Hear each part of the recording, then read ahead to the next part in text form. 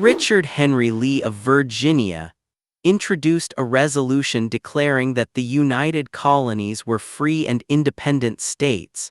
Congress delayed the decisive vote while delegations sought instructions, but appointed a committee to draft a declaration in case independence passed. This distinction matters. The legal decision and the public explanation developed on parallel tracks. The document, remembered on July 4, began as preparation for a vote that had not yet been won. Congress appointed Thomas Jefferson, John Adams, Benjamin Franklin, Roger Sherman, and Robert R. Livingston to prepare a declaration. Jefferson produced the initial draft, drawing on political arguments already circulating through the colonies. Adams and Franklin reviewed it before the committee presented it to Congress. No reliable record gives us a minute-by-minute transcript of their private conversations. So this reconstruction shows documents and revisions rather than invented speeches. The committee submitted its draft to the Continental Congress on June 28. The manuscript did not instantly become the declaration. Delegates first had to resolve the separate Lee Resolution on independence.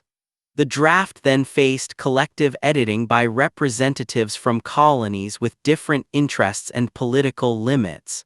The surviving paper trail lets historians see deleted phrases and altered wording, but it does not preserve every comment from the chamber. Congress debated independence and took a preliminary vote on July 1. The colonies were not yet unanimous. Delaware was divided, Pennsylvania opposed, and New York lacked authority to vote yes. Overnight, supporters worked to secure the remaining delegations. The famous 4th of July scene therefore depended on a political crisis resolved 2 days earlier. Independence was not created by one spontaneous signature beneath a finished parchment. On July 2, Delaware's Caesar Rodney arrived after traveling through the night and helped break his delegation's tie. Pennsylvania's delegation changed through attendance, and South Carolina joined the majority. New York abstained because its instructions had not yet arrived, but did not block the other colonies. Congress adopted the Lee Resolution declaring independence. John Adams believed July 2 would become the great anniversary because this was the day of the decisive vote. Once the resolution passed, the colonies had made the political decision to separate from Britain. Congress then returned to the committee draft that would explain and justify that decision. This is the first correction to the popular image.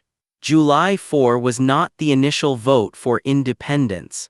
It was the date Congress completed and adopted the declaration's wording. The legal step and the public argument were separated by roughly 2 days. Delegates examined the draft line by line. They cut and revised passages, including Jefferson's condemnation of the slave trade, while preserving the central claims about equality, rights, government, and justified separation. The changes reflected coalition politics as much as literary judgment. The final text was not simply Jefferson's private composition. It was a congressional document altered to hold 13 colonies together at the moment of rupture. Congress continued reviewing the text on July 4. Exact minute marks for each change are not preserved, so a truthful reconstruction cannot pretend that every comma has a timestamp. What the record establishes is the sequence: debate, amendment, agreement, and adoption. The engrossed parchment displayed today did not yet exist. Delegates were working from manuscript material that would be sent to a printer after approval. Congress adopted the Declaration of Independence on July 4, 1776. The date printed at the top commemorates adoption of the text. It does not prove that 56 men gathered around the parchment and signed it together that afternoon. John Hancock, as President of Congress, and Secretary Charles Thomson authenticated the approved text for printing. The public announcement now had authority, but reproduction and distribution still had to happen. The approved text was taken to printer John Dunlap. Using movable type, compositors assembled the words into lines, locked the type in a press form, inked it, and pulled sheets. The process created broadsides, single printed pages designed for rapid distribution. Each copy carried the names of Hancock and Thomson in type, not the later field of handwritten signatures. These printed sheets were the first version most officials and communities could actually receive. Dunlap worked overnight to produce copies.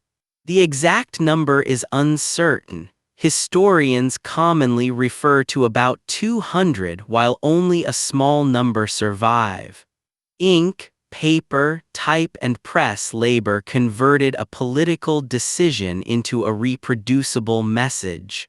The operation also created inevitable small variations and errors characteristic of hand printing. The Declaration's first mass public form was therefore not the ceremonial parchment but a practical broadside made under time pressure. On July 5, Congress dispatched printed copies to assemblies, committees, and military commanders. Couriers carried them over roads and waterways. The information did not reach every colony simultaneously. Distance, weather, and transport created a rolling public timeline. A declaration adopted in one room became a continental event only as sheets were read, recopied, and reprinted. This communication network is the hidden mechanism behind the 4th of July story. The Declaration was read publicly in Philadelphia on July 8, alongside other public announcements. Similar readings occurred elsewhere as copies arrived. Listeners heard the text before they could ever see the famous signed parchment. Bells, crowds, and ceremony entered public memory, but local details varied. The evidence supports the date and public communication. It does not justify staging one universal scene, as if every colony heard the words at the same moment. New York's convention approved independence on July 9, allowing its congressional delegation to support the decision. Printed copies continued circulating, and newspapers reprinted the text. Political unity therefore hardened after the July 4 adoption rather than appearing fully formed before it. The Declaration worked both as an announcement abroad and as an organizing document at home, giving communities a common explanation for a war already underway. On July 19, Congress ordered that the Declaration be engrossed on parchment and signed by every member. Engrossing meant preparing a formal, carefully written copy. This order proves why the familiar parchment cannot have carried all its signatures on July 4. Congress did not authorize that version until more than 2 weeks later. Timothy Matlack is commonly identified as the engrossing clerk based on handwriting evidence, though the congressional order itself is the secure institutional fact. A large parchment sheet was ruled and lettered in a formal hand. Space had to remain beneath the text for delegates grouped by colony. The process turned an urgent printed announcement into a durable state document. It also created the visual object later generations treat as the Declaration itself. In 1776, however, authority did not depend on one magical sheet.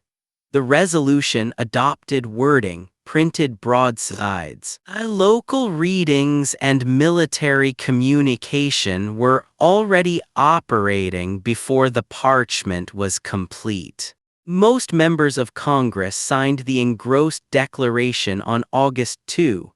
John Hancock's prominent signature headed the document, while other delegates signed in groups associated with their colonies. The exact order and precise ceremony are not fully documented. We should not invent a single dramatic cue, applause, or dialogue. The central correction is enough. The main signing took place nearly a month after adoption, and not every eventual signer was present on that day. Several delegates signed later. Some who voted for independence never signed. Some signers had not been present for the July 2 vote. New York delegates signed after receiving authorization.